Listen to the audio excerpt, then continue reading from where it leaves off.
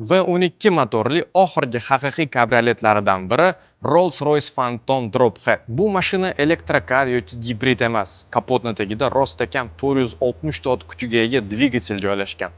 Xullas, hozir bunaqa mashinalarni ishlab chiqarishmaydi. Salonda yaxtalarga ishlatiladigan tik daraxtdan detallar mavjud. Tomi 25 soniyada ochilib yopiladi. Salon qoplamasi robotlar emas, to'liq qo'l mehnatida ishlatilgan.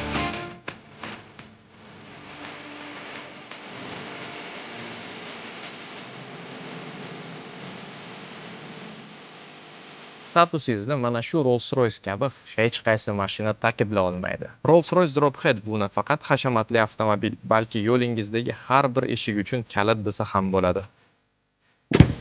Mashinadan tushganingizdan so'ng kimsiz degan savollarni umuman eshitmaysiz, chunki odamlar nimada kelganingizni ko'rib, hammasini tushunib olishadi. Bu mashinani siz Dubayda yoki Yevropada sotib ola olmaysiz. Bozor premiumda esa bu mashina yagona ekzemplyarda turibdi. Ha, siz millionlab dollarlaringizni bankda ushlashingiz mumkin, yoki har yili narxi ko'tariladigan mashina sotib olsangiz bo'ladi. Shunday qilib, siz bu mashinani Bozor premiumda hozirni o'zida sotib olishingiz mumkin. Narxini o'zingiz taxmin qilib ko'ring.